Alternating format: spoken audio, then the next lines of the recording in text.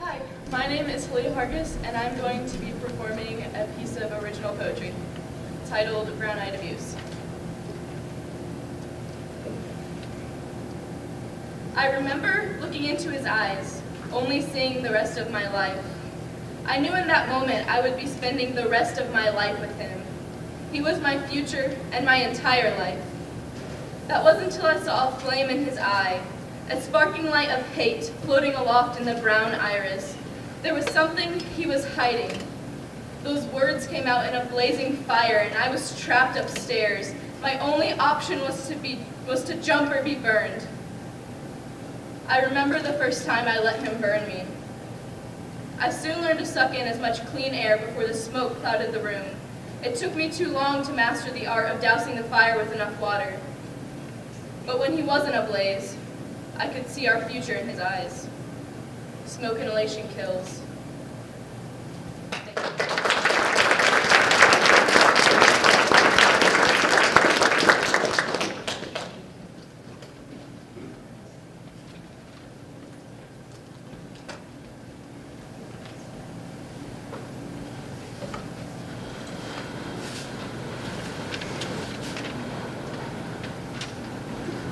Thank you for being here tonight, gentlemen.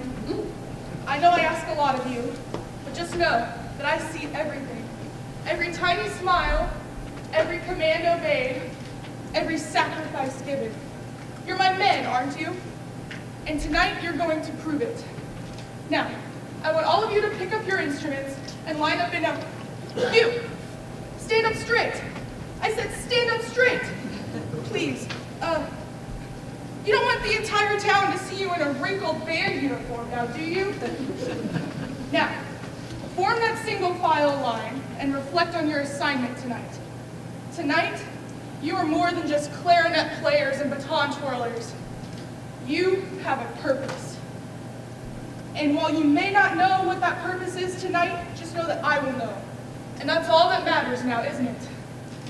And to all those people who said that I could never lead, that I could never get people to listen to me, look at me now. My men and I are completely prepared to march out that window with heads and flutes held high and march to our fated deaths. Mr. Teddy, your stuffing is seeping out again. I'm gonna go get a needle, but you stay there and march.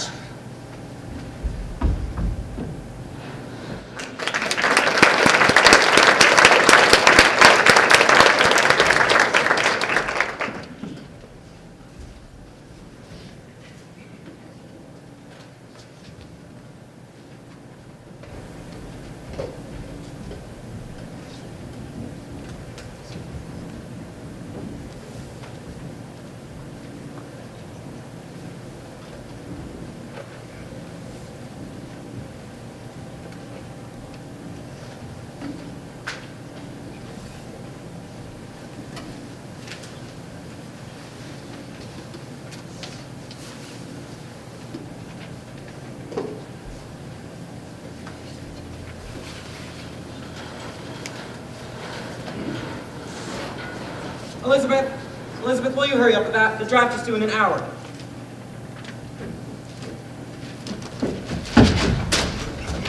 Elizabeth, must you be so clumsy? I am so sorry, sir. I'm so sorry. It's just been such a long day. Yes, it has been, and it will be even longer if you don't hurry up. You know how these editors get if the magazine isn't on schedule. If the Knickerbocker is even one day late, they will have my head. Yes, I'm so sorry. I will be back in just a jiff with your tea. Elizabeth, what a mess that girl.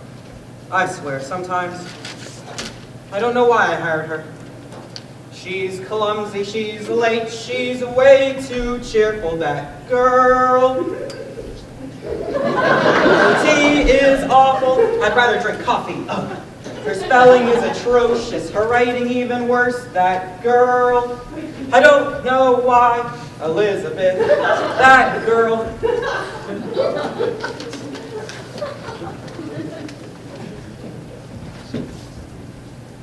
Here's your tea, Mr. Clark. Can I get you anything else?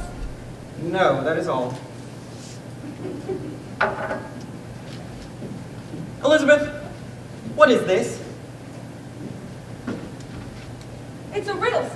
riddle? Yes, you said if I wrote one, you would publish it in this month's edition. I did? Yes. And this is your riddle? Yes, sir. I don't like it. No? No, I do not. Well, does that mean you're not going to publish it? I worked so hard on it. Hard work alone does not merit a place in my magazine. It must be worthy as well. And most importantly, I must like it. Otherwise, what kind of an editor would I be? A fair one? I'm sorry, Elizabeth, but I feel that this particular riddle is just, well, bad. If you can come up with another within the hour, I will consider printing it. Otherwise, there is always next month. But there is no way I can come up with another one in an hour.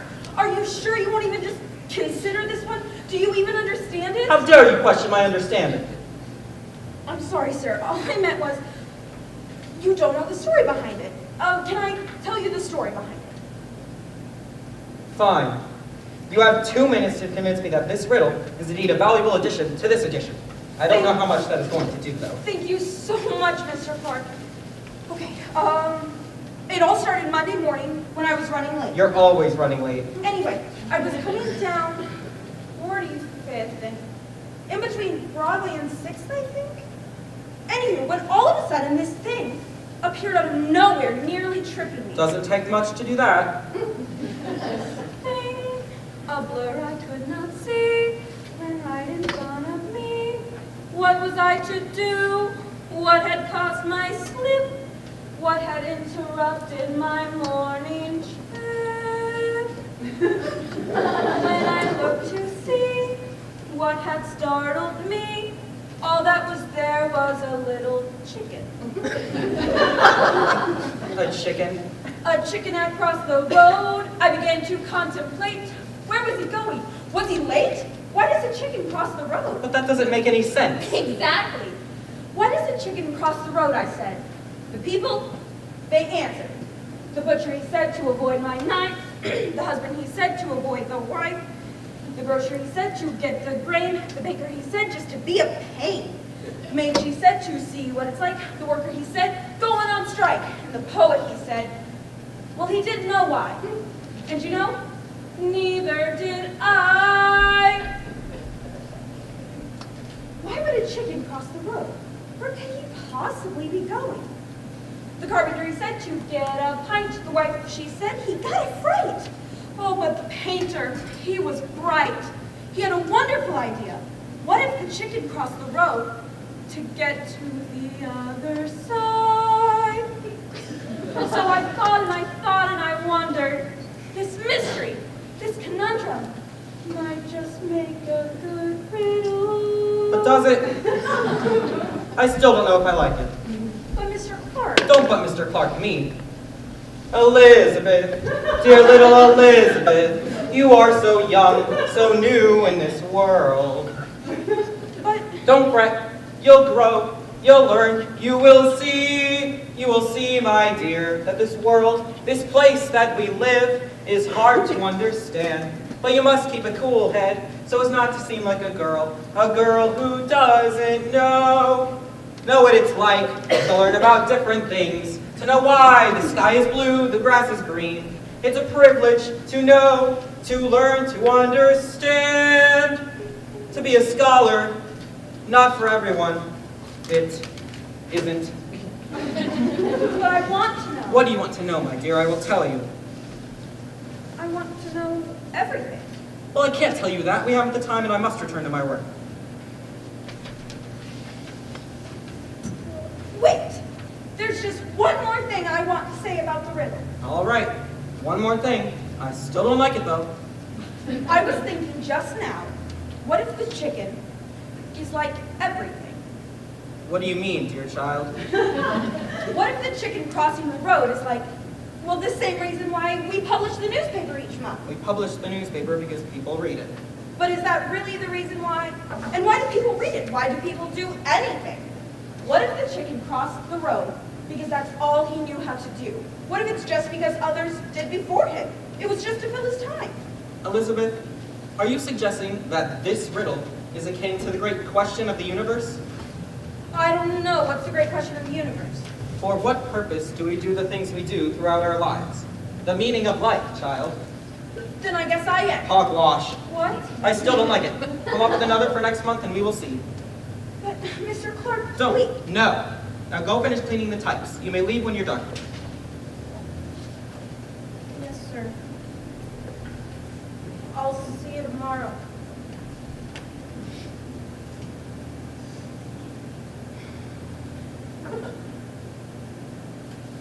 Now, where was I?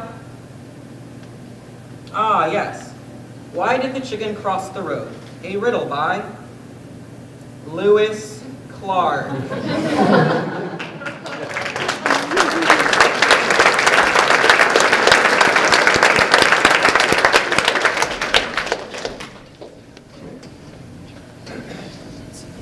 Wait, welcome everyone. How are we all tonight? Doing good? I'm going to go around and shake hands with most of you, and right now with the spotlight, I can't see most of your faces, so I'll just assume you're still there. But I'd like to thank you all. I am the writer and director of this play, and I try to say that in the most humble way possible, because often when you say that, it makes you sound a bit egotistical. And I'm sure the uniform doesn't help, but I would like to just say thank you all so very much for coming out tonight.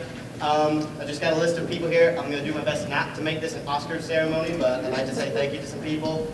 For starters, I'd like to thank Mrs. Stephen just once again for all she does for this club. She is a saint. We could not get anything done up here without her. I'd like to thank Miss Renaud. The entire backdrop you see, the costume designs, they were all created by her, designed by her. The beautiful things we see, 100% her doing. I'd like to thank Ms. Sims. We like to call her our backup Stephen. Whenever Mrs. Stephen's got some other priority, she's always there to help fill in, so I'd like to thank her. I'd like to thank Kensley Williams for helping to edit my play. That, if you've ever seen my writing, there are a lot of grammatical errors, so it was a bit of a job for her. But I'd like to thank all the seniors just for everything they've done in the past 4 years with this club, the amount of plays they've been a part of, the amount of good they've done. I'd like to thank my entire cast for the amount of work they put into a student-written play, as if it were written by Oscar Wilde or someone. I'd like to really thank them for that. I'd like to thank the community so much. The one thing I noticed was ever since I started writing this, so many things started happening with support. I had people coming up to me saying, I hear you wrote a play, and I have no idea how they found out about it. So I'd like to thank them. I'd like to thank Jacob Pendergrast and Seamus for helping to create the set. Renaud gave them design, and they, took it and ran and made something beautiful. And finally, I'd like to thank Tim and Cecilia Beard for taking care of 18 baby lambs this entire week for me while I was at dress rehearsals. And let me tell you, that is a job. Jared, we good back there, or do I need to stall longer? Couple more seconds. Couple more seconds.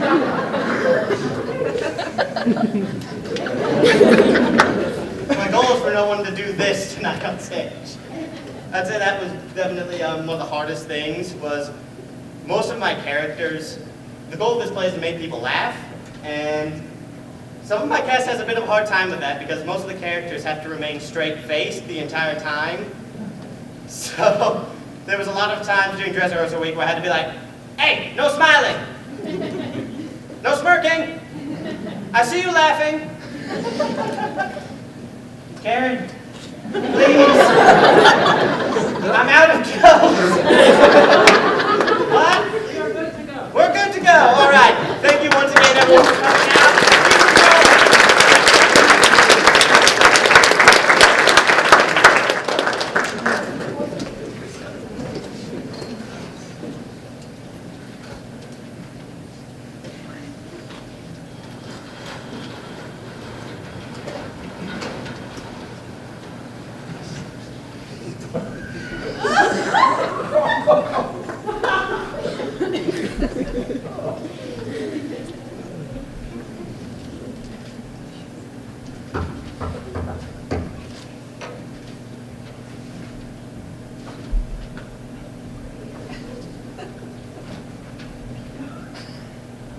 Mr. Park, I have finished pulling the weeds from the flower beds.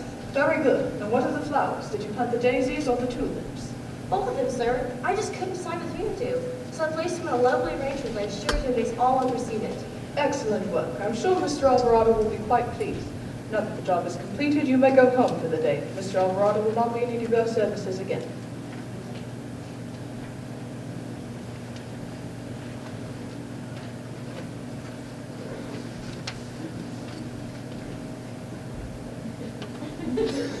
Bronson, if I might inquire to you for a moment. Of course, sir. I just wanted to double check with you and make sure the invitations were sent out and that you followed my exact instructions while doing so. Some may call me cynical, but I see it as more determined than anything. Naturally. Of course, sir. Allow me to relate to you the exact process by which I sent the invitations. I wrote the messages on plain white paper and pen and placed them into charcoal black envelopes and then sent them to their designated addresses. And what did you write exactly?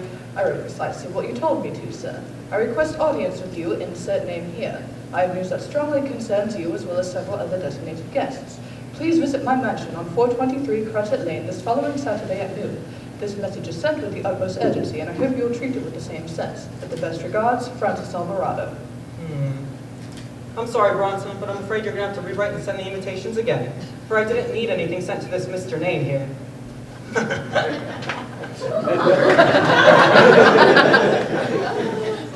As always, sir, your sense of humor remains as dry as the flowers that need watering. Oh, lighten up, Bronson. Excellent work with the invitations. Now, the guests shall be arriving soon, for it's already afternoon. However, I have one more thing to say. I'll be expecting you to be in the room as well when I deliver the news this afternoon, for it pertains to you also. As you wish, sir. Very good, Bronson, as you were.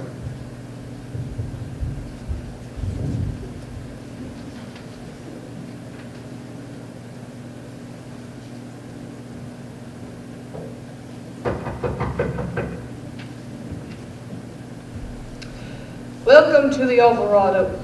Holy cow! Would you get a load of this place? And you're right, I thought the fanciest place around here was the town 7-Eleven. Mansion. Oh, you must be Mr. What's it? No, madam, fortunately, in this circumstance, that title belongs to someone else. I am Bronson Park, Mr. Alvarado's personal butler. Ooh, well, look at you, fancy man. Must be a nice gig you got here. How much do you get paid? I'm afraid, madam, my position here is an unpaid one. I simply live here and serve Mr. Alvarado, but thank you for reminding me of that detail. Miss Holly, how nice to see you again. I know your memory of me might be vague, being that we've only had the pleasure of meeting once before, and it was a long time ago, but I thank you for accepting my invitation nonetheless. Are you kidding me? I wouldn't miss the chance to come in this place. Not even if you do have old sourpuss here working for you. Well, I am very pleased to have you in my home. Bronson, if you could please show our guests to the library where we'll be conducting our little get-together today. As you wish, sir. Let's go, Mr. Life of the Party. Well, the guests have started to arrive, so I should make myself look presentable.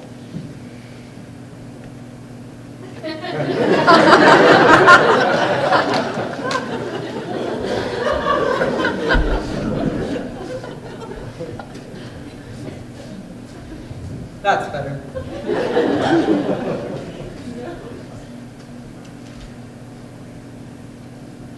I do hope they all get here soon.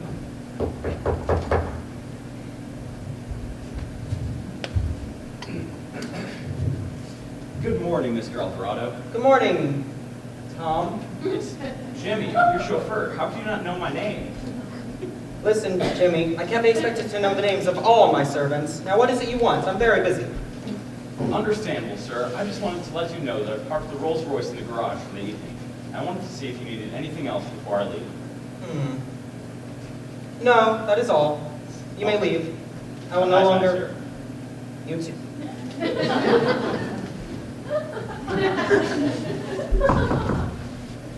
I swear if it's that blasted chauffeur again.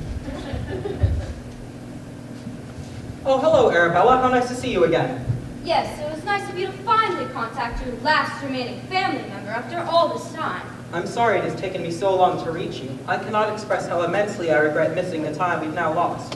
However, I do hope that through this meeting, us two, we can reconcile our differences and repatch our ties as family. Lovely sentiment, Francis. I do wonder how many times you practiced that before my arrival. 13. Well, lighten up, Arabella. Haven't we lost enough time already? I guess you're right. I will say it is good to see you again.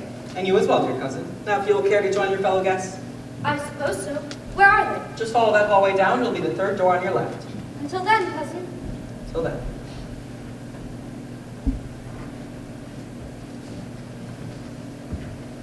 Bronson, shouldn't you be with our guests? Sir, might I be granted the permission to speak out of turn? Permission granted. Thank you, sir. I would rather go jump into the pond and keep the fishes company than do so with that devil's spawn of a young lady. Oh, come now, Bronson. She's young. Are you leading me to believe that you weren't a little hyperactive in your youth? No, sir, I was not. I kept my emotions inside and was the image of respectability so as to honor my family name and the proud household of which I came from.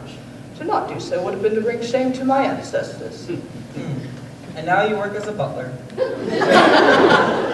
I swear, Bronson, you better lighten up. You must be the most dull and pessimistic person I've ever met in my entire life.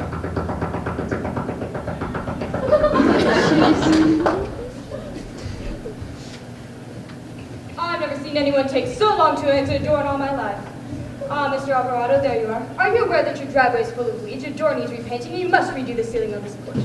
I feel as though a piece of drywall is going to hit me and knock me out at any minute. Not to mention it smells quite unpleasant. Touché. Welcome, Mrs. Wilbers, and how nice of you to come on such short notice. Yes, it was, Francis. The fact that you think that I can just drop everything and come here at the last moment is quite an insult. Luckily for both of us, today had been uneventful.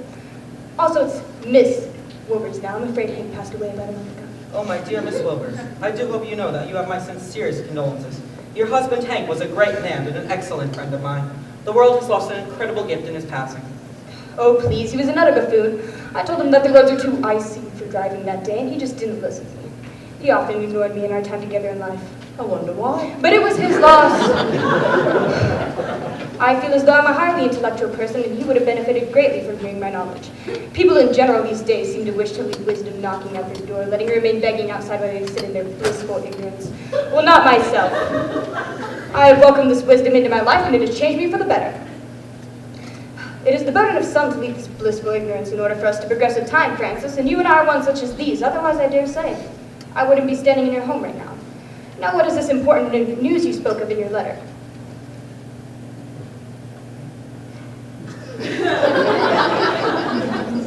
Oh, yes, that. Yes, we'll be getting to that later once all the other guests have arrived. You're welcome to wait in my library for the time being. I will personally lead you to it. Ah, the library, a place of knowledge and serenity. Although I do hope you have refreshments and hors d'oeuvres awaiting for us. I do hate it when a host refuses to provide for the needs of his or her guests. I'll let the chef fetch a fresh plate of cream puffs and hot tea. Cream puffs? Really, Francis, a nice plate of fresh fruit would do. However, since I see that our friendship has lasted this long, I'll let the small details slide. Thank you very much, Miss Wilbers. Bronson, if you could please have the chef fetch some refreshments for our guests. As you wish, sir.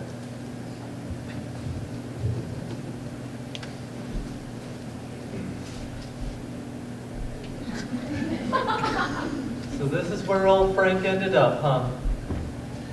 Sam, we really should knock before entering someone else's home. What if he gets mad? He's not gonna get mad. This guy's been my best friend since high school. Just because he lives in some fancy mansion now doesn't mean I have to treat him like some kind of stranger. I still don't know who this guy is. A random letter arrives in the mail, and the next thing I know, we're packing our bags and buying plane tickets. Who is this Francis Alvarado, and why am I just now hearing about him? Well, I knew him as Frank Richardson back in school. His parents passed away right after his freshman year. His father was a well-known drunk, and his mother was constantly cheating on his dad with other men. So to escape the memory of the two, and the reputation he got from being associated with them, he started going by Francis and had his last name changed to Alvarado. We became friends right after freshman year, and were friends all through school. We even went to the same college, both majored in business. After school, we both made a little bit of success by starting up our own businesses, though clearly his was a little more successful than my own. We lost contact after school and started getting distant. A couple years ago, I read in some magazine that old Frank became like a bajillionaire or something. I didn't believe it, but now, well, there's no denying it. So, a distant friend you haven't interacted with once since college sends you a letter in the mail inviting you to his home, and you're not the least bit skeptical. What if this is like a kidnapping or something? Justine, calm down. This isn't a trap, and we're not going to get kidnapped. It's just an old friend who wants to reconnect with me. Well, okay. but I still don't understand why I'm only just now hearing about it. I should have heard of such a friend before now. Like, why wasn't he at our wedding? Surely you would want a friend like that at the most important day of your life now, wouldn't you? He never was one for wedding ceremonies. I never knew why. Several of our other friends got married while we were in school, and he never attended a single one. I didn't want to send him an invitation and waste everyone's time when I pretty much knew he wasn't going to come. Instead, I just sent him a letter about our exciting news and just with an overall update on my life in general. I never did get a reply. So I don't know if he actually got that letter or not, but I'm pretty sure he was the person who sent us those tickets to the Bahamas as a wedding gift. Let's not forget they were first-class seats either. Frankie J. Richardson! We've been over this, Samuel. My name is Francis, and my last name is Alvarado. Oh, well, you're the only person I know who wishes to go by their formal name and also by a fake last name. Shall I go prepare a room for you, sir? Oh, quiet, you. Samuel? Bronson, my butler and personal friend. Greetings, good sir. I've heard many a regaling tale about you, Master Bright, and it is good to finally meet the face beyond them all.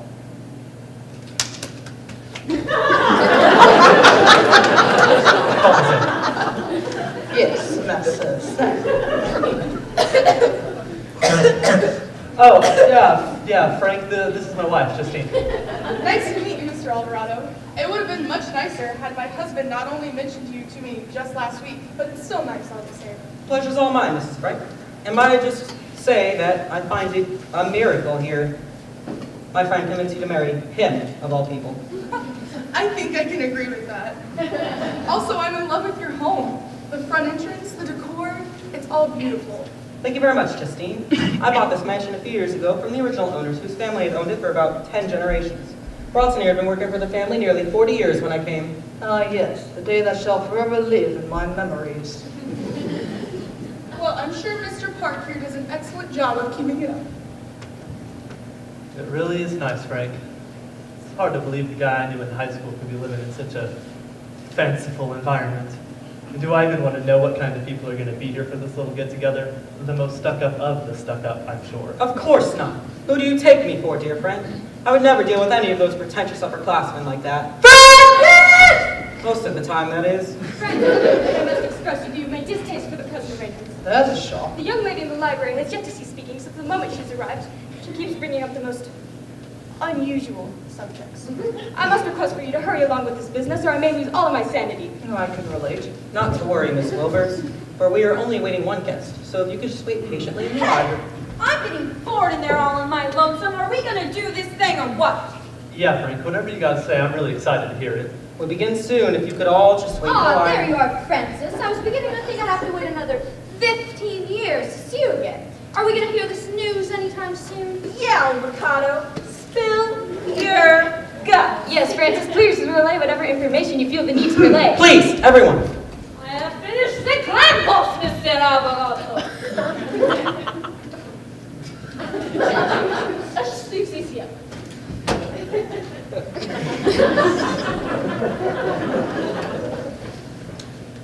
My dear guests, please, if you could all just try to remain patient with me and each other. We have only one final guest left to arrive, and then I'll be more than happy to share this news with you. Now, Mr. and Mrs. Bright, will you please follow Mary, Arabella, and Miss Wilbers to the library, down the hall that way. They will lead you to the room where the business shall be conducted. I will join you all shortly. Thank you.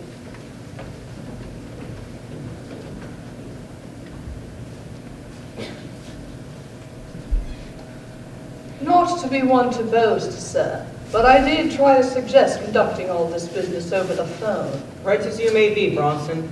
This must be done in person with them all present. With all due respect, sir, what could possibly be so important for you to feel the need to invite all these people in your home? You've never wanted others in your home, yet now you seem so desperate to do so. It's quite out of character for you. Bronson, this might just be the most important news I've ever needed to give. It will change the lives of all those who hear it, including you. I know it's a bit out of character for me, but it'll all make sense in the end, I swear. That must be our final guest.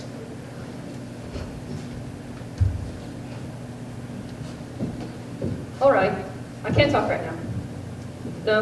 No, I've got to go. I've got to go. All right, I'll see you tomorrow. Bye. Hello, Francis. Francis. Hello, Wanda. Busy as usual, I see. Well, someone has to keep your multi-billion-dollar company up and running, and as you don't seem to want to leave your home, I have to take that responsibility upon myself. I've told you, Wanda. My days of working with people in the company are over. All I wish is for a peaceful existence at home. And yet you invite a large group of people over to your home to disturb such peace. It seems a little counterintuitive if you ask me. The matter is of the utmost importance. Yes, you said in your letter.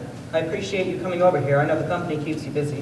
Yes, well, I somehow managed to find an opening in my schedule, so I couldn't decline even if I wanted to. But I do need this to begin right away. There's a meeting I need to be at later today. All right. We'll be conducting our business in the library. You know your way there, don't you? Yes, I do. I'll see you in there, and please hurry. Well, sir, the final guest has arrived. Will you now relay the important news? Oh, I'm sorry, Bronson. What were you saying? The news, sir.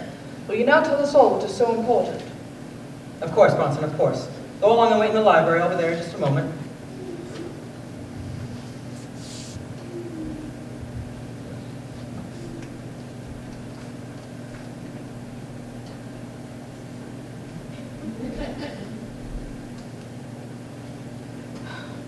I can't put it off any longer. Whoever could that be? What are you? I thought you were in the library.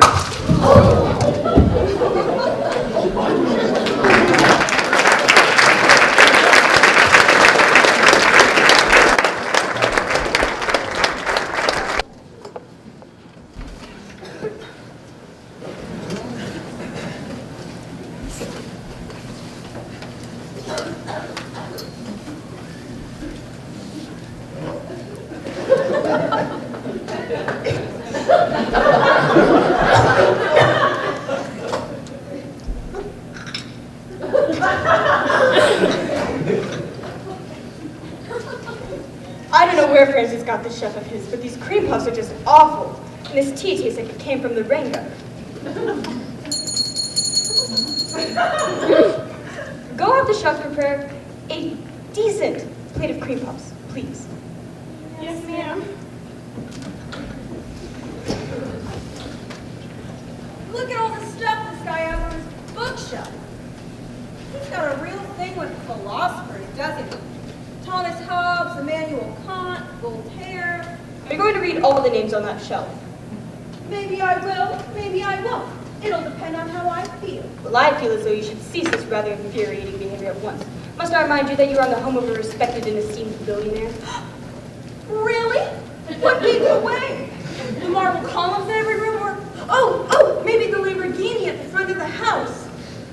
I know perfectly well that we are in the homes of one of the wealthiest men in the country, and I am perfectly fine acting just the way I am. Just because you get put into a room full of people belonging to a social class that exceeds your own does not mean you change your personality just to fit in. Rousseau argued that society corrupts people in their attempts to fit in, and I do not propose to be corrupted, today or any day in the future. There's a difference between being corrupted and being a respectable human being. And you are far too young to be teaching someone as experienced as myself. Or as old. I know very well the standing points of Rousseau as well as the other philosophers that you mentioned. Maybe instead of trying to lecture your elders, you should listen to them and become wiser from it. Let's hope Frank doesn't take too much longer. The tensions in here are so thick you could cut him with a knife. Yes, actually, where is Francis? This delay he's causing is quite unprofessional. Francis is taking too long. I did mention that I had to be in a meeting later today, did I not? Yes, madam, you did, and I assure you Mr. Alvarado is well aware of this fact. He'll be in here shortly, I am sure. Well, then why don't you go looking for him and see what is causing his delay? My thoughts exactly. I think what these two are trying to say is that we're concerned with the amount of time it's taking Mr. Alvarado to return. Do you think you could please go look for him? As you wish, madam. Thank you. Bronson, was it? Yes, madam. See, a little kindness in your voice goes a long way, doesn't it? My experiences have shown kindness to be ineffective when trying to get what you want. Hopefully he will return shortly with Francis. With any luck, that'll happen. So, does anybody know what this news might be? So, no one has any clue what this news could possibly be or how it might affect our lives?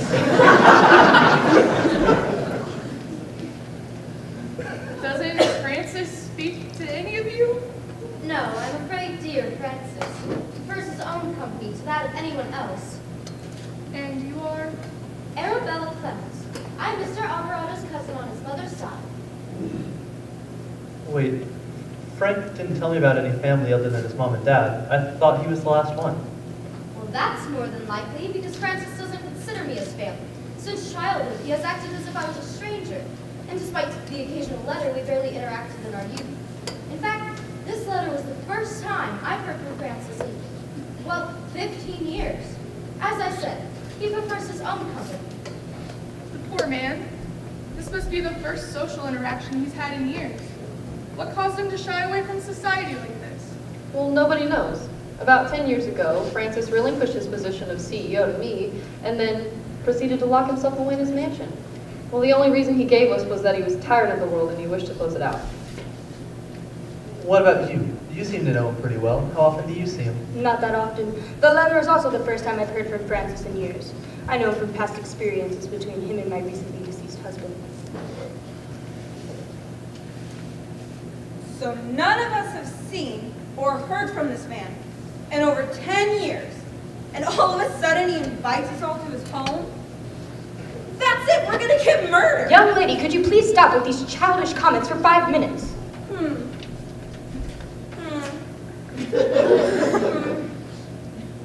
No.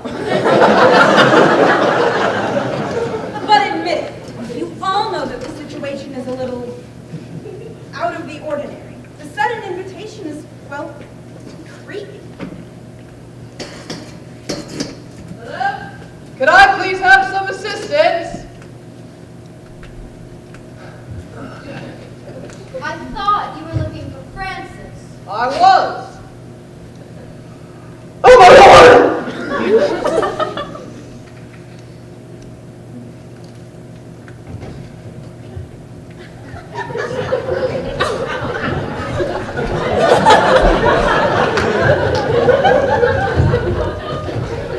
And I found him.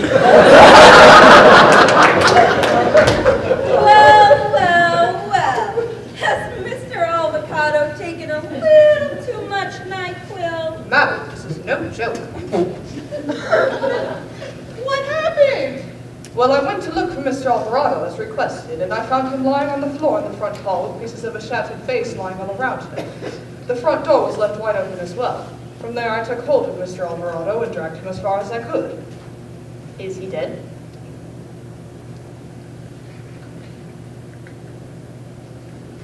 No, thank goodness. Just unconscious. How did this happen? Well, I'm sure that one of the shelves gave way and the vase happened to land on his head, rendering him unconscious. Well, then what about the door left open then, Sherlock? Well, I'm sure that Francis opened the door and that's what caused the shelf to give way.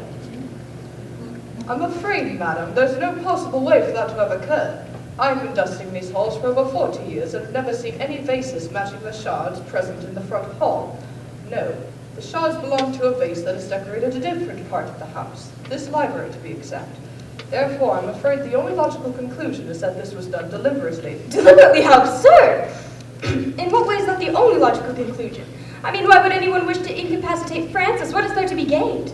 I have no idea, Miss Wilbur, but I assure you this was no accident. Could someone have snuck up to the door? Then they could have gotten the drop on Francis. There's no way. I saw the security system outside. It's pretty advanced, not surprising given the size of our unconscious host's wallet. There's no way anyone could have snuck up to the door without alarm sounding off, assuming it was switched on. She's correct. I switched on the security system whilst walking to the library. If anyone were trying to sneak up to the mansion, we would have been alerted to their presence immediately upon their arrival. Nobody could have gotten past the front gate. However, just to be safe, security! Are there not two of you?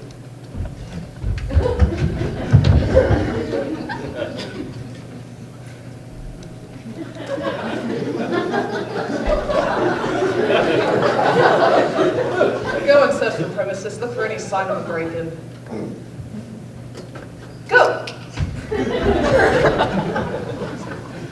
Okay, so if I'm understanding this correctly, that would mean the culprit would have to be one of us. It would seem so. Well, isn't this fun? Child, there's nothing fun about these circumstances in the slightest. Oh, but there is, Kathy. It's like a real-life game of Clue. We know the location and the weapon used, the front hall and the fancy vase. Now all we need is the culprit. Who done it? Was it the uptight, snooty know-it-all? The overworked business partner? The old friend? The old friend's wife? The family member with a grudge?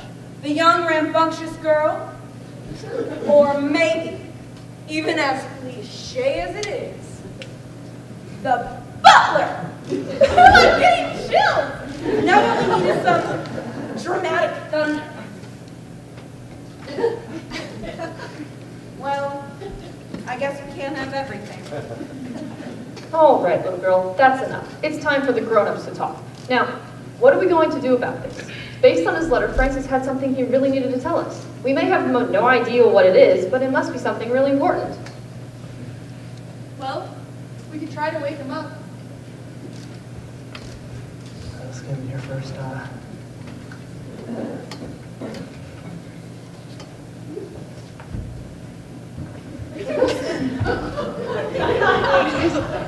Let's just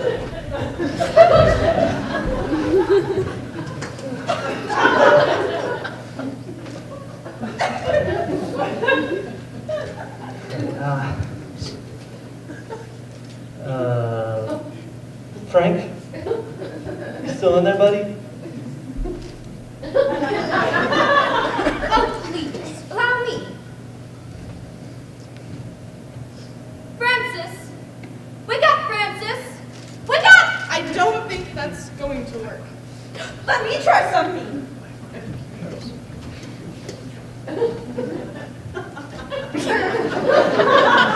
Don't worry, I have something else.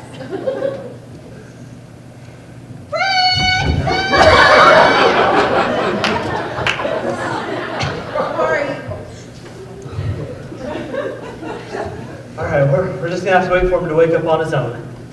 Until then, we can solve the question of who smashed the vase over Frankie's head.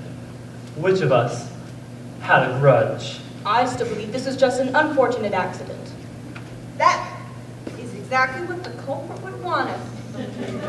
Spare me of your accusations, child. I was in the library waiting Francis, unlike the rest of you all.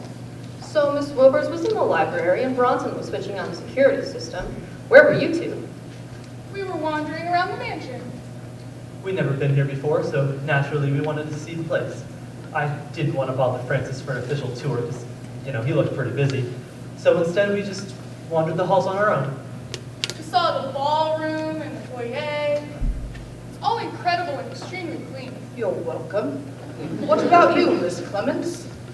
I chose to wander the halls of this mansion as well. I was curious to see if my dear cousin Francis decided to put up any pictures of family in the hallway. Not to my surprise, I found nothing to indicate Francis even had a family. I was unaware of this blow to his head until just now with the rest of you. Okay, what about you, Miss Holland? Oh, I went on my own little trip through the mansion. I saw the direction the couple was headed in and naturally went the opposite. I'm not one to play third wheel myself. And I saw the way Dreary was going, and I didn't want to follow her either. So I went upstairs and I saw several of the bedrooms this place has to offer. And I gave a few a try. I felt kind of like Goldilocks in the home of those pesky bears. Anywho, after a little more investigating, I returned back down to the library. I was the second one to arrive after Miss Wilbers. Then I started exploring the bookshelf, and I believe you all know the rest. Alright, what about you, Miss Price? Oh, I was on the phone. I didn't do that!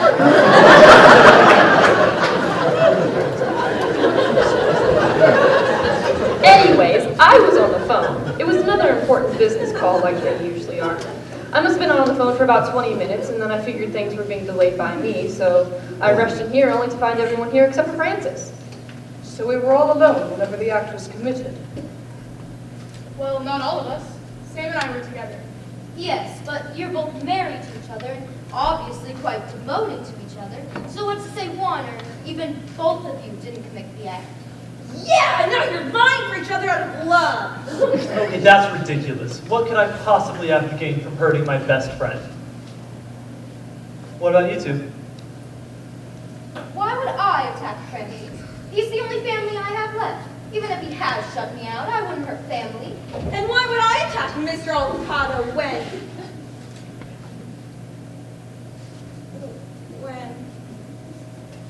All right, I don't have a good excuse, but I still wouldn't smash a vase on his head. Excuse me.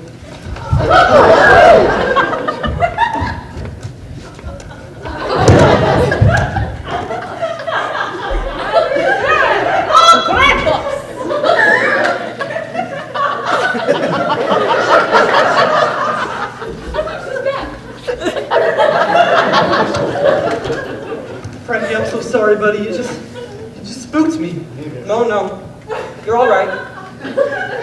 I shouldn't have been as abrupt as I was. However, could I ask you all one small question?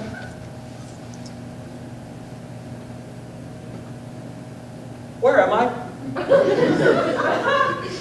Also, who are you people? And just so we're all on the same page, who am I? Oh no. Your name is Rob Drake. You're a dolphin trainer at SeaWorld, and this is my mansion. I like it. Stop, young madam. This is no joke.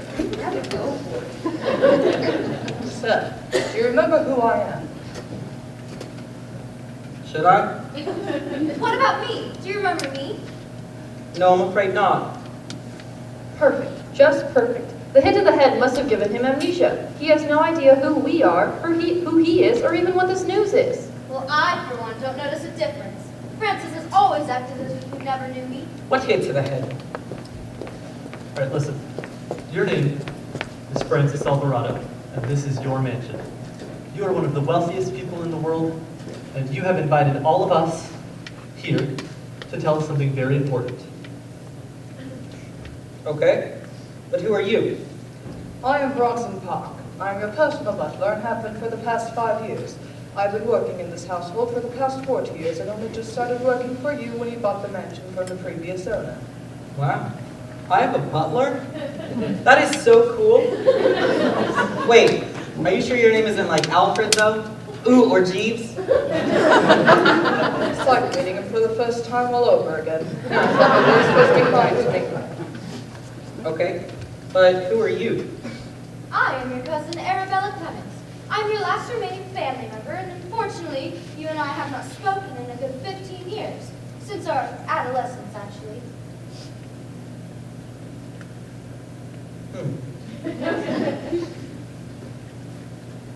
All right, and the rest of you? I'm Wanda Price. I'm your business partner, and I'm currently running your company. Catherine Wilbers. We met during a business transaction between you and my husband. You've previously relied upon me for teaching you proper etiquette of a man of your status, and I must say, you are the most respectable man I've ever had the pleasure of meeting. Probably. Here I thought she was like my grandma or something.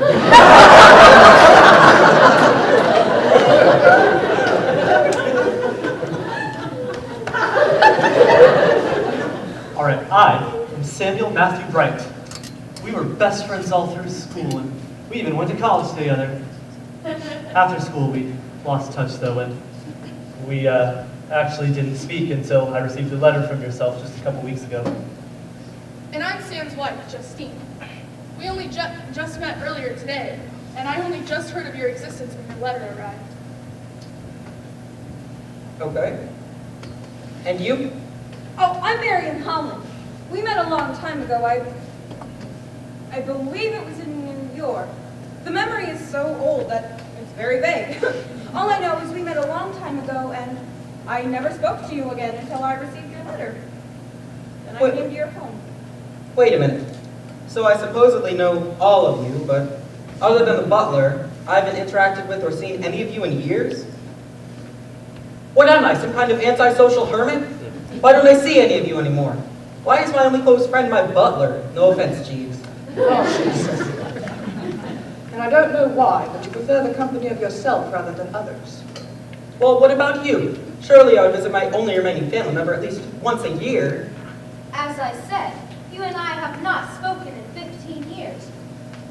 Then Why did I all of a sudden invite all of you here? That's what we've been wondering. What do you mean? You invited us all here because you had some important news to tell us, but before this announcement could be made, however, you were hit on the head by one of us. Oh. Wait, what? Never mind that. We can solve that mystery later. Right now I must know what this news was you spoke of in your letter. Francis. Oh, right, that's my name.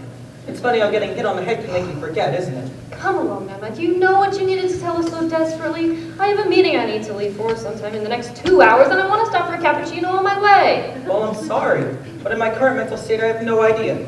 The fact that I can barely even remember my own name should have made that blatantly obvious, Walter Cronkite, or whatever your name is. And you call yourself a woman of business? Where did you get your degree? Looneyville? Because it seems highly unlikely I would leave my multi-billion-dollar company in the hands of someone like you. Well, it's Wanda Price for one, and how do you know? You barely know who we are, and for that matter, you barely know who you are. That may be so.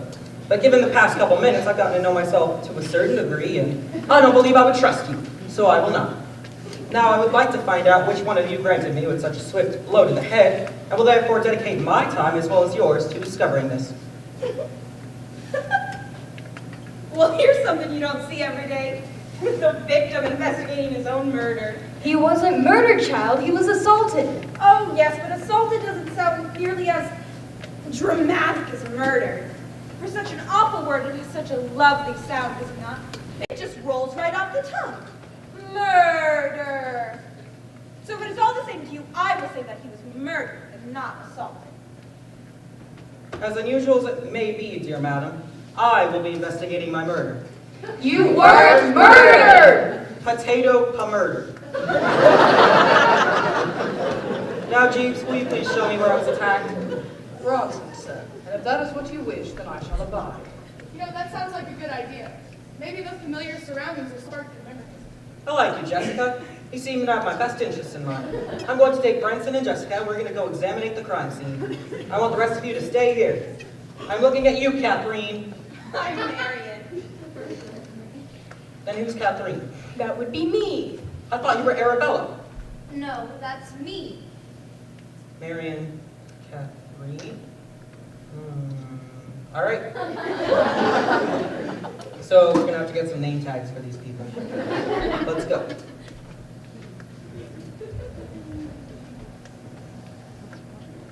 What a nonsensical situation this is. An amnesiac investigating his own murder. I mean injury. I know, right? Isn't it wonderful? And you do mean murder. Well, I, for one, don't have any more time to waste on this ridiculousness. Give Francis my best. That is, he can remember who I am. Not so fast. In a bit of a hurry to leave, are we? Maybe to make sure you don't get caught.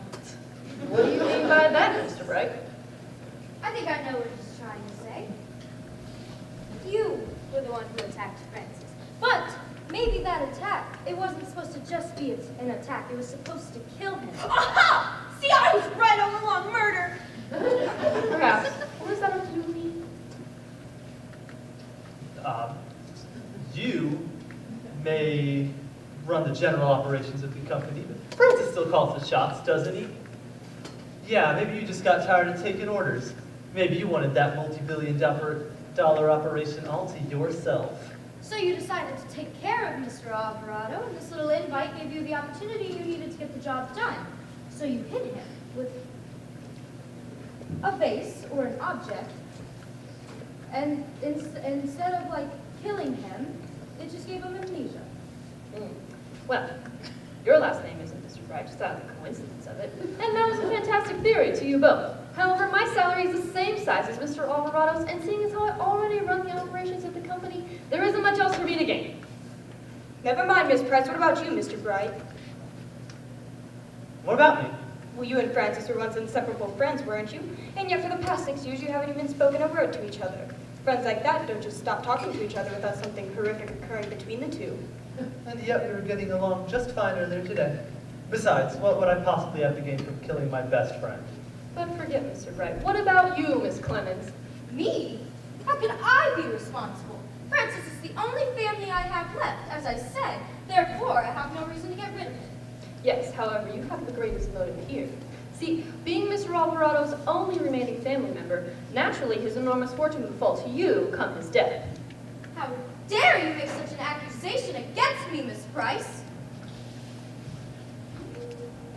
And then there's you, Kathy.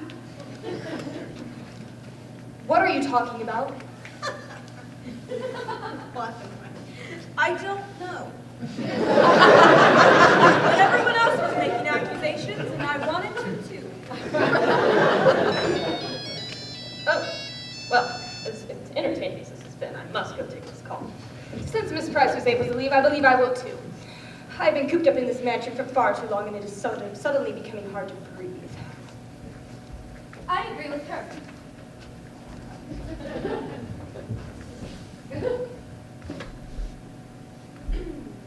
Well, thank goodness they're gone, right? If I had known there were going to be so many unbearable people here tonight, I might not have come.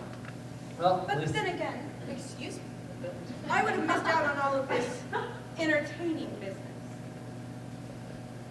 Well, at least there's one other person here who's down to earth like the rest of us human beings. Yeah, well, I'm going to go check out the crime scene. I don't want to miss out on any fun. I'm all alone. There's no one here beside me. Oh, right. I've seen on the news too. What in the world? Sim City. Where did everyone go? I mean, they just went in all different directions. Did you find anything? No. I'm afraid I could not find any new evidence to help aid me in the investigation of my murder.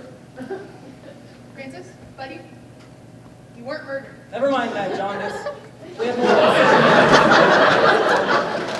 Now, I thought I told everyone to stay put. I mean, they almost got bored and left. What are you going to do? Calm down, Francis. I'm sure they'll be back any minute. Sir, if it would please you, I shall go retrieve the missing guest. Thank you, Bert, and if you wouldn't mind doing so, I would greatly appreciate it. Bronson, sir. Would you two mind going as well? The more people, the faster it will go. Sure thing, Frankie. Francis, please. Sorry, what was that? Pardon? Nothing, it's just... Never mind.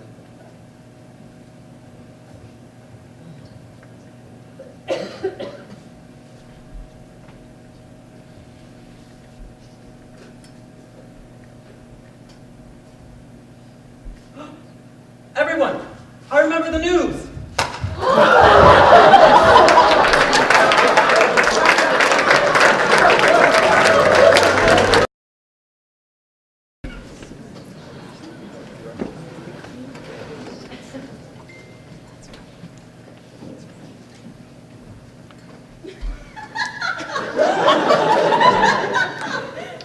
Well, what are the odds of that? Good Lord.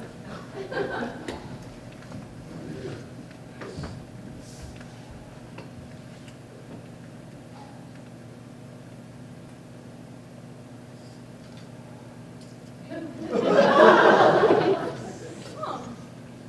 This is a nice piece of pottery. Or was, I guess. Hey, everyone! Get in here! Avocado's been knocked out again! Humor is becoming quite absurd. Oh my dear goodness. Everyone, please get in here. What is all this commotion about? Oh.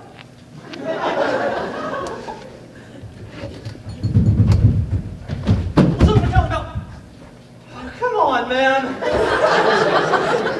What happened?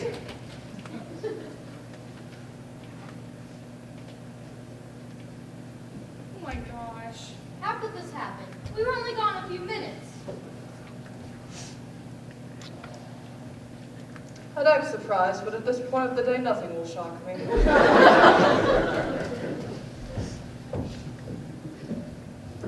Oh, of course.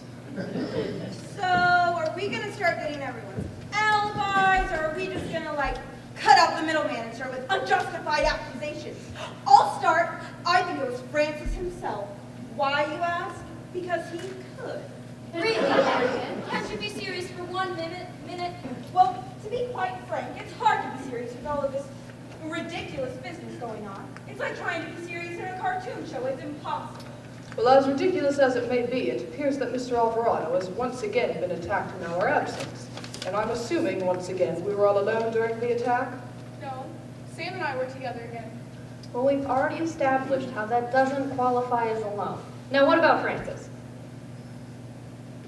What about him? Well, has anyone checked his pulse? Yes, I would like to know whether we are with an unconscious man or a dead man.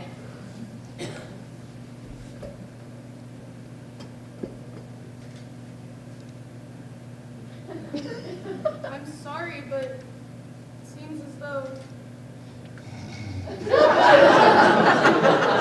Oh, never mind, he's just unconscious. Interesting. What is Mr. Bride? I find it interesting just how eager Miss Price and Miss Clements are to see whether or not our host is dead. Oh, not this again. Must we play the blame game all over again? Yes, I may have agreed with you originally, Mr. Bright, but now you're accusing me of this heinous crime, and I don't think I can. Well, one man has been blatantly attacked twice in one day. I'm afraid playing the blame game is the only way we're going to find out who did it. Don't be so quick to judge, Marion. Well, what do you mean? Didn't you tell me you were going to go join Bronson, Justine, and Francis in the investigation? And yet when they returned, you weren't with them. I have a perfectly good explanation for that.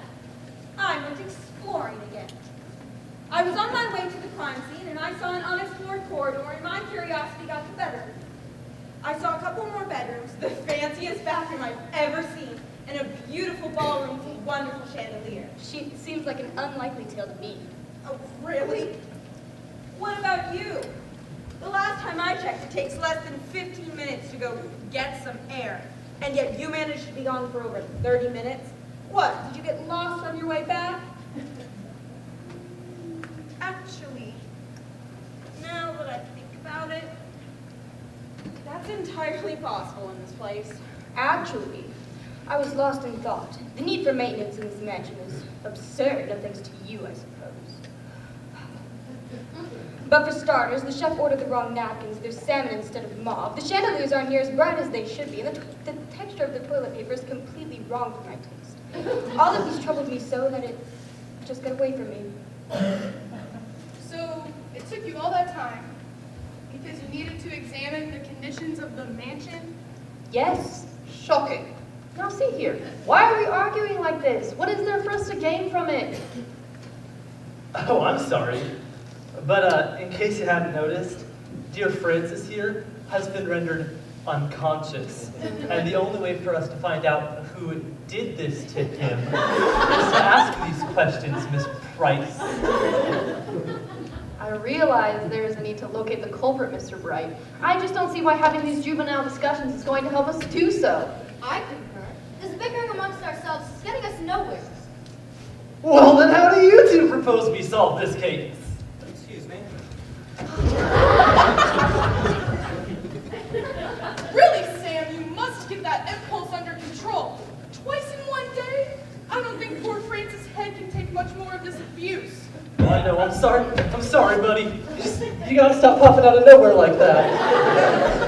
Is anyone else feeling some serious deja vu? Sorry, were you talking to me? No, not this again. Don't tell me. Nah, I'm just messing with you guys. But seriously though, what happened? My head is killing me. Well, that's probably because we came in and found you unconscious again. Also, Samson over here punched you in the face. Wow, murdered twice in one day. This doesn't happen very often now, does it? It can't happen, and it hasn't happened because you weren't murdered, Francis. Well, frankly, madam, that's just your opinion on the matter. All right, before we all start asking baseless questions that get us nowhere, Francis, can you please tell us the things that happened leading up to your second attack? I sent the couple out to retrieve everyone, along with Rosalind, Bronson, sir. Gesundheit. And after that, oh, it's fuzzy. I can't remember what happened after that. You can't remember anything that happened after that? No. Nothing at all? No, nothing. Well, this leaves us right back where we started, with no clue who our murderer is.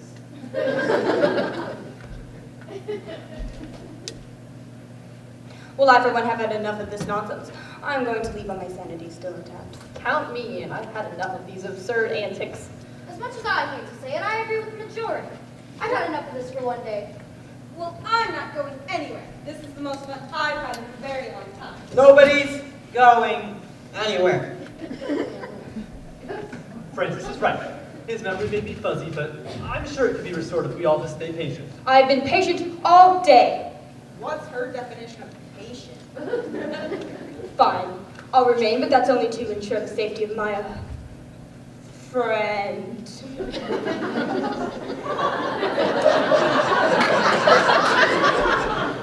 Thanks, Catherine. Waldo? Fine, you have the next 30 minutes before I leave. All right. Arby's? Arby's. It's Arabella. And yes, I suppose. Anything for family. All right. Now to begin. Where is the painful piece of pottery that so precariously pierced my head? Right this way, sir.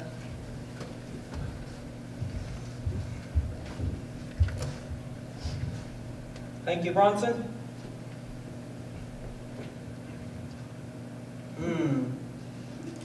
Just as I expected.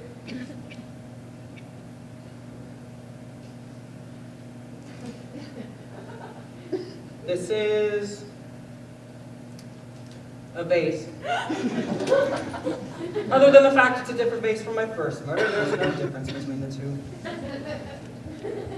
So if there's no distinguishable difference, then do we really have any leads? That's simple. No, we don't. Not necessarily, Walt. Is that a button? Why, yes it is, my perceptive friend. And this button is the key to finding our murderer.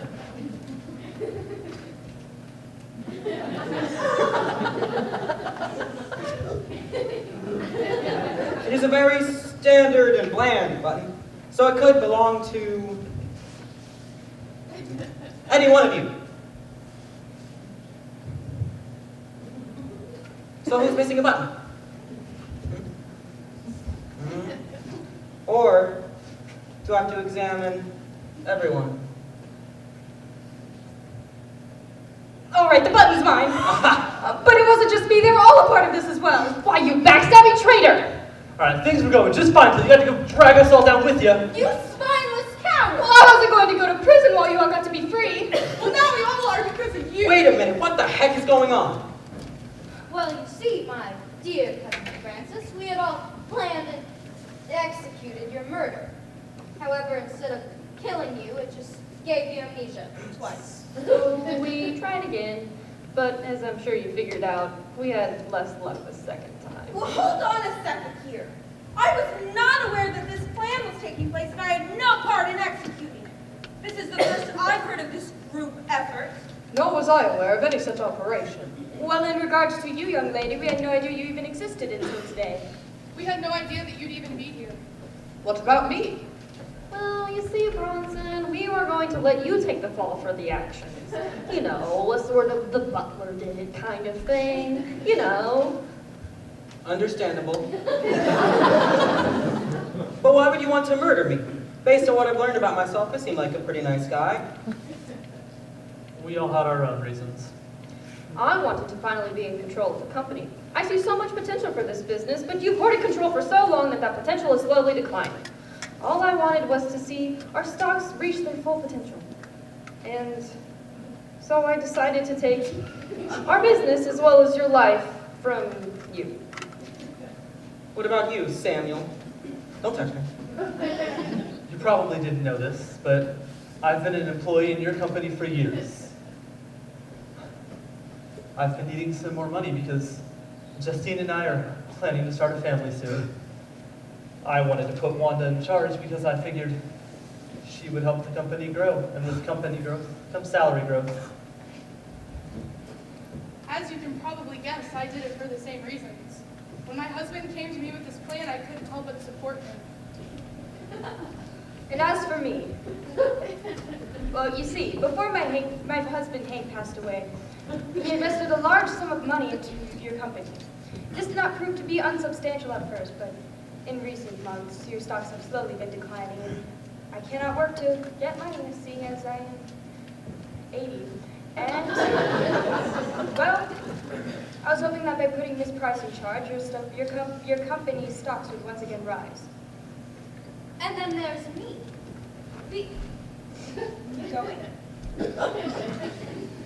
Being your last remaining family member, upon your death, your enormous fortune would go to me, making me set for life. So you all did this for money? Oh, lots and lots of them. Like piles. But who started this? What was the plan? Well, I was the one who came up with the plan and recruited the others for it. The plan was originally for one of us to strike while you were alone, and then as soon as we got the invitations, we knew that it was our time to take action, and thus we find ourselves here. Well, I don't know what else to say, but did you get all that, Marion? Every last word, Mr. Alvarado. This will be all the proof we need for a proper arrest and a victory in the courtroom. What's going on? I suppose I should properly introduce myself. Officer Marion Holland, as declared it. I don't understand. Oh, don't you see? Catherine Williams. This was a trap set for all of you. I don't have amnesia. I never did.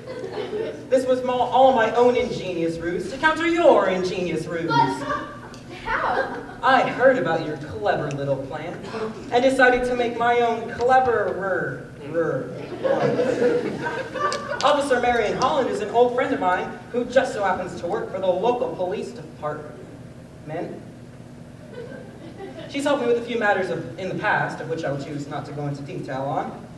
So I had her come here today to record your confessions live, and it worked. And none of you suspected a thing. But we hit you on the head with a vase. Twice. How did you not sustain any injury? Oh, yes, that. You see, none of those pieces of pottery were real.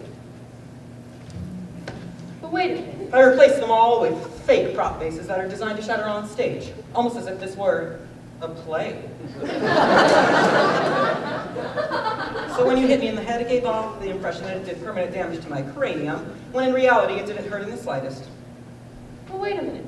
It was your idea to use the vases as the murder weapon, wasn't it, Samuel? Oh my God, it was, wasn't it? How'd I do, Frankie? A superb job, my friend. And what about me? You did excellent as well, Justine. I owe both of you a debt of gratitude. You traitors! How can you do this to us? Come on, you didn't really think I was gonna hurt my own best friend, did you? We may need money, but it's not worth a prison sentence. So all of this. It was nothing but a ruse? Well, not all of it. Francis does actually have some big news. Ah, yes, and this is where the situation becomes ironic. You see, I'm retiring at the end of this year, moving to Europe.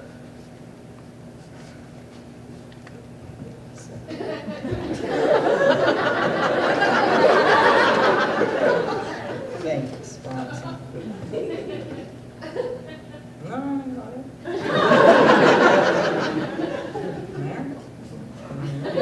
There we are. This is Venice, Italy, where I am moving.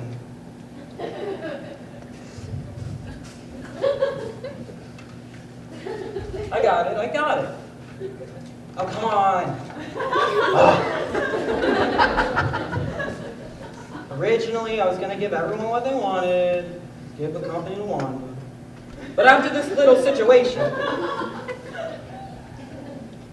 I've reconsidered. What do you mean, reconsidered? Well, I can't exactly put the woman who tried to kill me in charge of a multi-billion-dollar company. Now, can I? What do you guys think? No, you guys. I'll take your opinions. Yes, we got 2 yeses, 4 noes.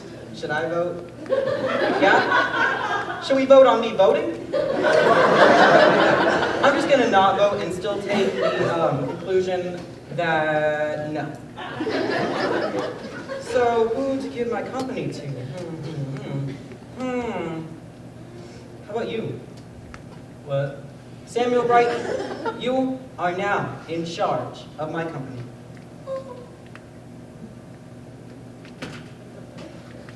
Frank! Oh my God! I can't pass it up!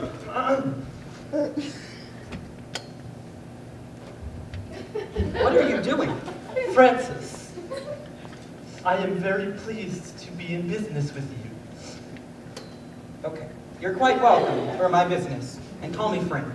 I told you we should have remained patient. All good things come to those who wait, I always say. You're just like Pink, you never listen to me. Oh, stick a sock in it, you little bat! Oh, both of you shut up. How did I ever let you convince me to do this? I'm not talking to you. And that just leaves one last problem.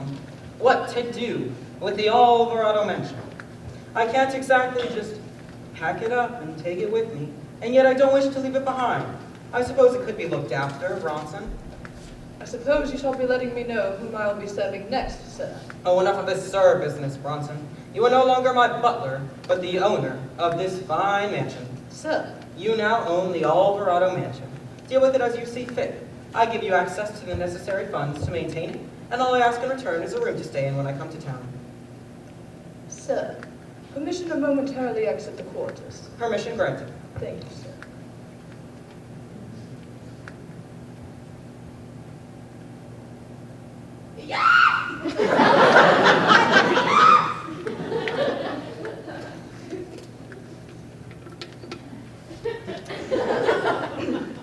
Thank you, sir. Thank you very much. You're quite welcome, Bronson. And thank you for your years of dedicated service.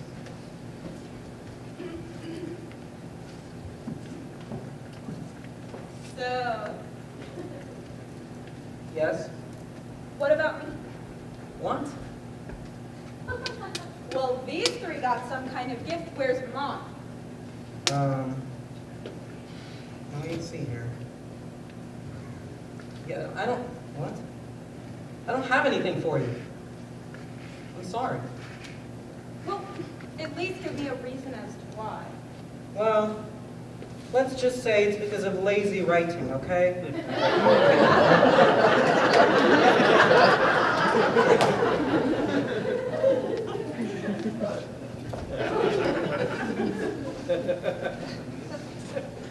All right, that's fine. I stole your pocket watch. Now, what are you going to do about us 3? Well, Francis, if you'll call your guards, I'll arrest him and put him in my car. All right. Guards! Oh no, not again. Andre! Get the one in the middle. Remind me to fire them later. Please, Francis, you aren't going to let them do this to us, especially not over this a little misunderstanding. And you're not going to have your last remaining family member thrown in prison, would you? Come on, Francis. You can't send an old friend like me to jail, can you? Don't you remember all the fun times we had? I'm sorry. Do I know any of you? But you can't send me to jail, I'm 80. And you won't be in there long.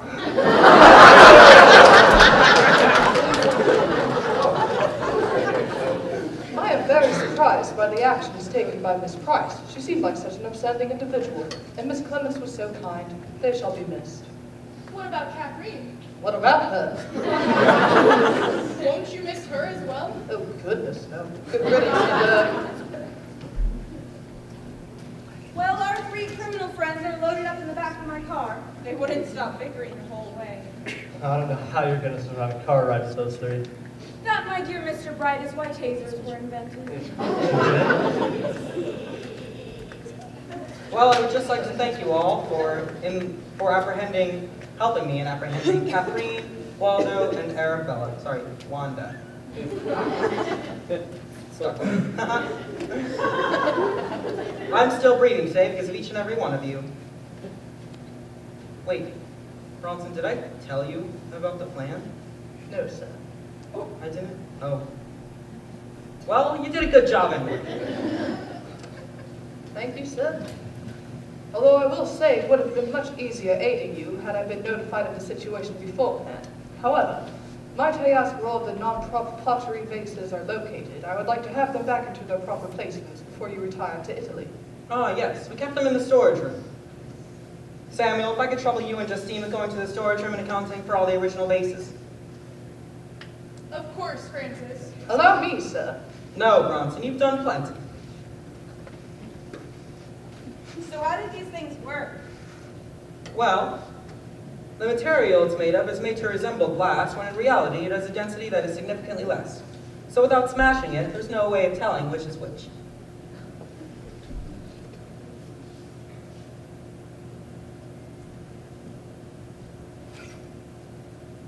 All of the vases are accounted for. Yep, all 15 of them. This is so realistic. 15? There are 16 vases in this house. May I give it a try? Of course, you won't do a thing. So what's missing? What's the big deal?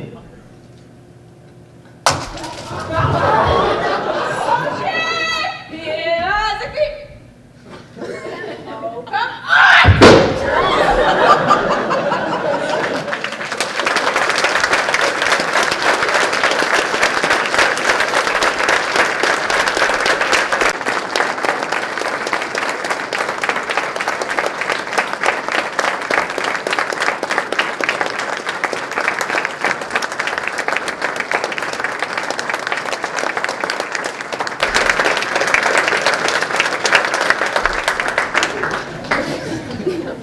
Thank you all so much for sitting and watching this. I really appreciate it. I will tell you, I hear something new on this stage every night, so about 50% of what you heard, I was back there laughing as well. But we're going to have a few more senior monologues, and then we're going to do our big stage bow. So just thank you all for coming out, and please enjoy the rest of the monologues.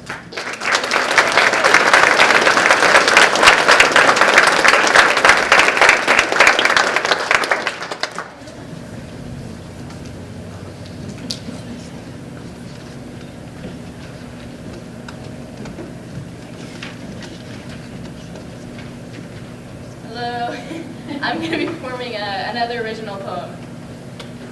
It's titled, Our Families Will Ache. Why is self-love a complicated concept for us? Why can we not treat ourselves as we would treat our significant other?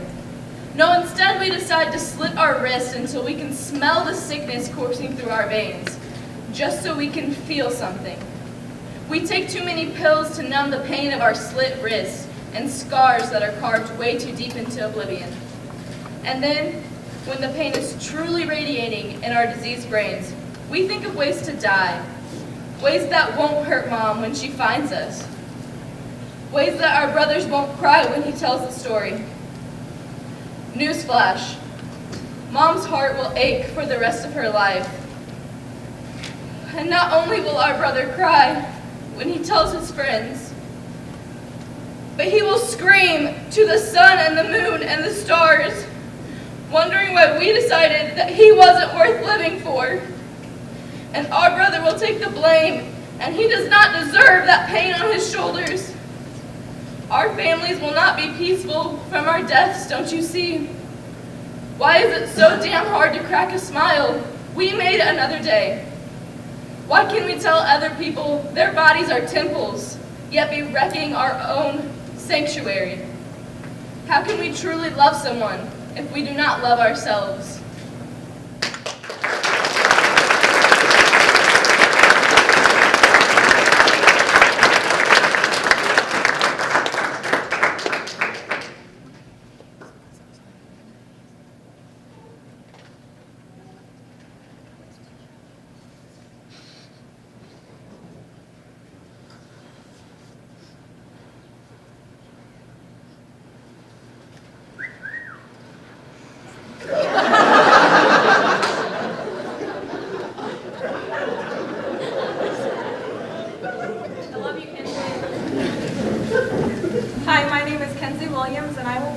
performing a monologue from the film Panther.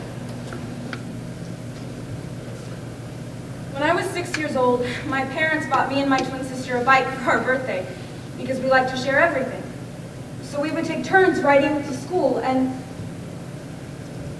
Clarissa was so much better on the bike than I was. She could pedal standing up and ride with no hands, and so one day it was my turn, and I was just so determined to show her that I could be just as good as she was, and I started pedaling faster and faster, and she had to run like hell to keep up with me, and I let go of the handlebars. I felt so good. I felt like I was flying. I just wanted to see myself. So I turned my head, and I caught my reflection in a window. And then I don't know what happened. I swerved into the street, and there was this truck coming right at me. And I remember Clarissa coming out of nowhere, pushing me out of the way, and I flew over the handlebars, and the last thing that I remember was this horrible thunk. When I woke up in the hospital, my mother was sobbing, and I asked her what had happened to Clarissa. And she said, well, she didn't. She wouldn't even look at me. No one ever said anything, but I knew what they were all thinking, that I had killed her. And nobody ever said that they loved me ever again.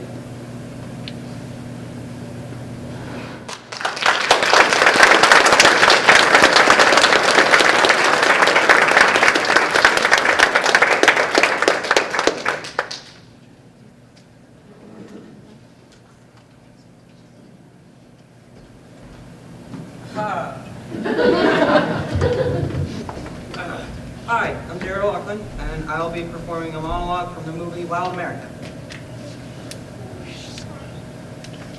Mama loved wild animals. We had lots of them. Most of them were orphaned or herd, but we took care of them. In Fort Smith, we were known as the people you took them to. But of all the animals we took care of, my favorite was Leona. She'd broken her wing, but with my help, I knew she could fly again. My oldest brother, Marty's favorite guy was Ernest Hemingway.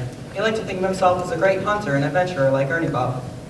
My other older brother, Mark's favorite guy was Mark. He liked to think of himself as a man of action and a handsome ladies' man. Me, I was a dreamer. I sat out in our family's field and made pictures out of the clouds. Sometimes our family friend Leon would stop mowing the grass and come out and join me. Leon had been in the Air Force with my dad. They used to patch up fighter planes, then Dad would take them up and test them.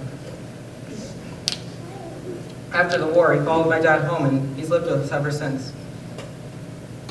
We keep a bright yellow military plane in our garage.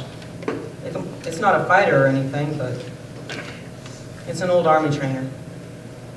But me and Dad, we call it the Skybolt. Dad's fixing her up so we could fly together someday. Man, I'd love to sit in that plane. I'd fly everywhere, see things no one had ever seen before. Dad said that my legs weren't short, the pedals were just too far away.